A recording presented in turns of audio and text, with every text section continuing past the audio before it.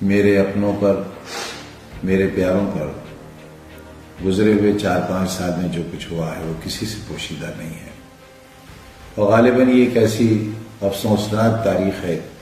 جس پر آنے والا کل ہندوستان کے اس نظام جمہوری پر ضرور تنقید کرے گا اور کچھ نہ کچھ اپنی رائے پیش کرے گا۔ کیسے برداشت کر رہے ہیں؟ ہمیں تو اپنی قوت برداشت پر کبھی کبھی حیرت بھی ہوتی ہے کہ ہم ہڈی گوشت کے بنے ہوئے انسان ہیں بھی یا نہیں ہیں، کوئی پتھر کی پہاڑی تو نہیں ہے، کوئی فولاد کا دریا تو نہیں ہے جو بہتا ہے لیکن فولادی طاقت سے۔ میرے اپنوں نے، میرے احباب نے جو عہد دیا ہے، جو ہمارے ساتھ جیلوں میں رہے، آج بھی ہیں، جنہوں نے سختیاں سہیں، آج بھی سختیاں سہ رہے ہیں، جو برباد کر دیے گئے لیکن انہوں نے شکایت کا موقع نہیں دیا۔ ان اداروں کی جا کر جو ہمارے ضلع کے دائیں اور بائیں بنے ہوئے ہیں، ان کا تعلیمی معیار دیکھیں، وہاں کا ماحول دیکھیں، وہاں کی زندگی دیکھیں، وہاں کا اخلاق دیکھیں، وہاں کے جینے اور مرنے کے اور چلنے اور پھرنے کے طریقے دیکھیں۔ آپ کو اندازہ ہوگا کہ ہم خود اپنے آپ کو جان بوجھ کر جہنم کی آگ میں جھونک رہے ہیں۔ پھر ایک بار آپ جوہر یونیورسٹی بھی آ کر دیکھیے۔ یوپی کی خبروں میں پچھلے کچھ دنوں سے ماحول عتیق احمد کو لے کر بنا ہوا تھا، لیکن اب خبروں کی دنیا میں انٹری ماری ہے سپا کے راشٹریہ مہاسچیو اعظم خان نے۔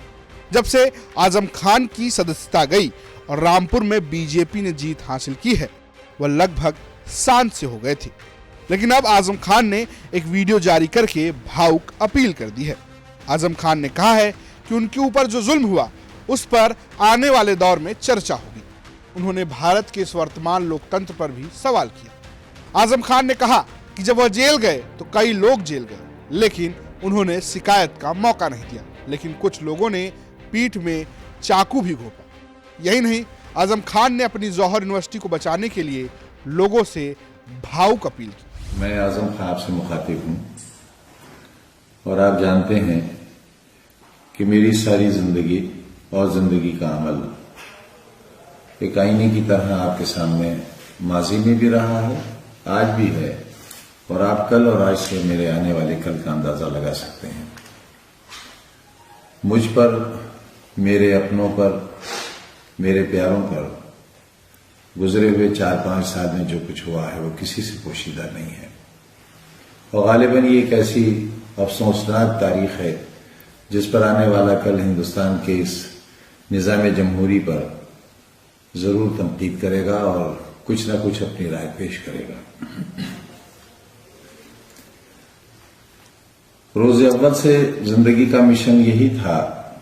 کہ جو لوگ بہت کمزور ہیں، بہت نظر انداز ہیں، اپیکشت ہیں، اور کسی مقصد کے تحت پوری دنیا میں اور بالخصوص ہمارے ہی اپنے مادر وطن میں ایک خاص طبقے کو پیچھے رکھنے کے لیے جو منصوبہ بند تحریک ہے، اس کا مقابلہ بھی کسی غیر منصوبہ بند تحریک سے نہیں کیا جا سکتا۔ لازم تھا، لازم ہے، اور آنے والے وقت بھی شاید یہی اصول کامیابی سے گامزن ہوگا کہ ہم اپنی آنے والی کل کی نسلوں کے لیے کوئی ایسا نقشہ تیار کریں جن میں اگر ان کے لیے بہت آسانیاں نہ ہوں تو وہ سختیوں کو سہن کر سکیں اور ایک نارمل زندگی، ایک عام زندگی گزار سکیں۔ ہمارے بچوں کے اندر صلاحیتوں کی کوئی کمی نہیں ہے، انہیں موقع نہیں ملتا، خوبیوں کی کمی نہیں ہے، انہیں موقع نہیں ملتا، آگے بڑھنے کی حوصلے کی کمی نہیں ہے، انہیں موقع نہیں ملتا۔ یہ موقع ملے، ہم اس کے لیے کوشش کریں اور تعلیمی ادارے قائم کریں۔ میں ان تمام لوگوں سے، صاحب حیثیت لوگوں سے، صاحب اقتدار سے جو طاقت میں ہیں، چاہے وہ سیاسی طور پر ہوں، مالی طور پر ہوں، افسر ہوں، ریٹائرڈ ہوں، سروس میں ہوں، جو جذبہ رکھتے ہیں، لیکن وہ جذبہ جو صرف اپنی حد تک ڈرائنگ روم میں بیٹھ کر اس کو ڈسکس کر لینے کی حد تک، رائے دینے کی حد تک، ایسی رائے سے قوموں کی تقدیر نہیں بنتی۔ قومیں تو بہت بڑی چیز ہیں، کسی قبیلے، کسی گھر اور کسی فرد کی تقدیر بھی نہیں بنتی۔ ارادہ کریں،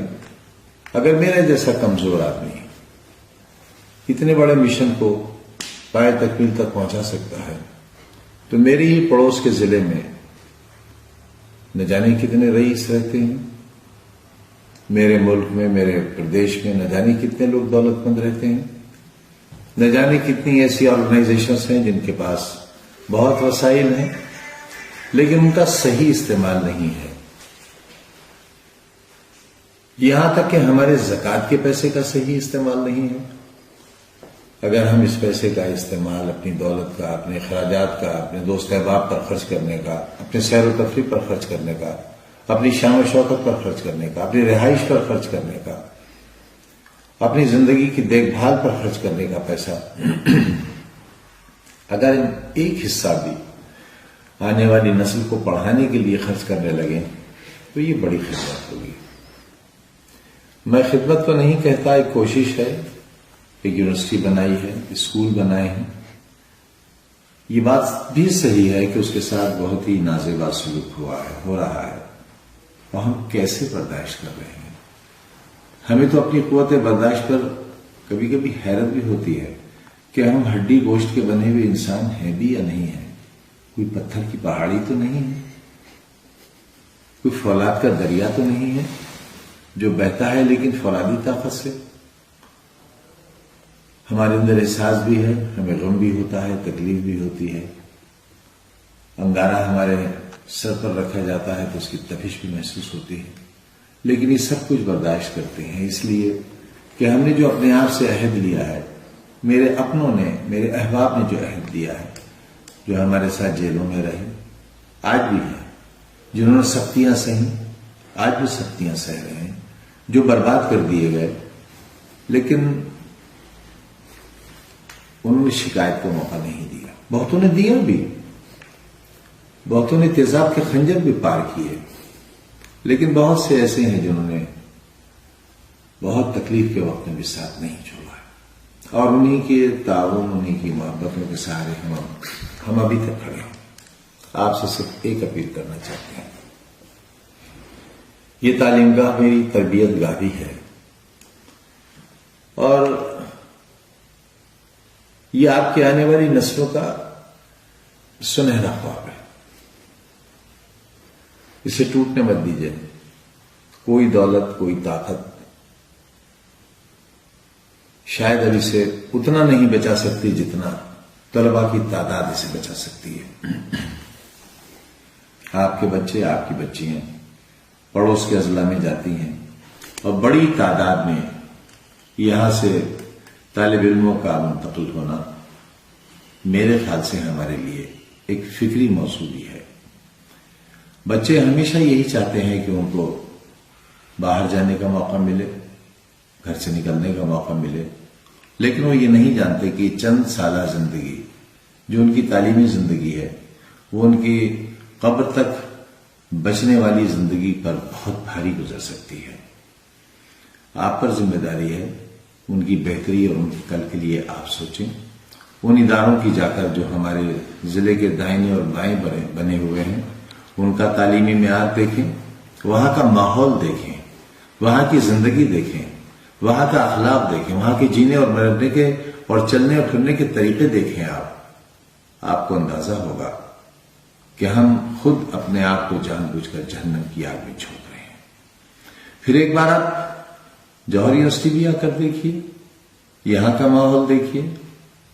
یہاں کی خوشنما فضاؤں کو دیکھیے، یہاں کے ٹھنڈے ماحول کو دیکھیے، آب و ہوا دیکھیے، یہاں کی ہریالی دیکھیے، آپ عمارتوں کا حسن دیکھیے، یہاں اساتذہ کی محنت دیکھیے، ہمارے طالب علموں کی